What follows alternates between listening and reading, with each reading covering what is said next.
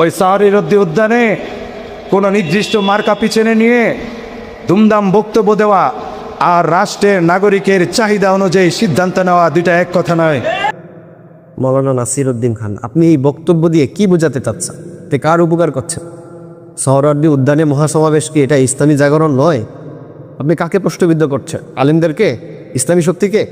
তাওহীদবাদী মুসলিম জনতাকে? আপনারা কাদের সাথে মিশতেছেন? আপনারা দেশের সংখ্যাগরিষ্ঠ তাওহীদি জনতাকে মাইনাস করে কার সাথে মিশতেছেন? কেন মিশতেছেন? একটি আসনের জন্য? আপনার একটি রাজনৈতিক আসন এদেশের ইসলামী বিপ্লবের থেকে বেশি দামি নয়। এমন কোনো কাজ করবেন না আশা রাখি যে কাজের বিনিময়ে যুগের পর যুগ মানুষ আপনাদেরকে গালি দেয়। প্রিয় দর্শক, এদেশের আলেমদেরকে নিয়ে মানুষের মাঝে একটি কথা রয়েছে, আলেমরা কেন এখন পর্যন্ত গণরাজনীতি শিখেনি। তারই একটি উজ্জ্বল দৃষ্টান্ত আমরা যদি পেশ করতে চাই, সেটি হচ্ছে জমিয়তে উলামা ইসলামের উপরে। জমিয়তে উলামা ইসলাম বাংলাদেশের একটি ঐতিহ্যবাহী সংগঠন, আমাদের মুরব্বীদের সংগঠন, কিন্তু নানানভাবে এই সংগঠন এখন বিপর্যস্ত, বিপন্ন। নীতি এবং আদর্শের কথা যদি বলি, তাহলে ওলামায়ে কেরামের রাজনীতি বাংলাদেশের সবচেয়ে স্পষ্টবাদী রাজনীতি। ওলামায়ে কেরামের রাজনীতি বাংলাদেশের সবচেয়ে সুন্দর রাজনীতি। এদেশে জেনারেল জিয়াউর রহমান বলেন, বঙ্গবন্ধু শেখ মুজিবুর রহমান বলেন, অথবা হোসাইন মোহাম্মদ এরশাদ বলেন, যাকেই বলেন তারা একজন নিছক ব্যক্তি ছাড়া আর কিছুই না। একজন ব্যক্তির রাজনীতি যদি বাংলাদেশে এতটা সফল হতে পারে, কিন্তু ইসলামী রাজনীতি, কোরআনের রাজনীতি, সুন্নাহর রাজনীতি এদেশে কেন সফল নয়?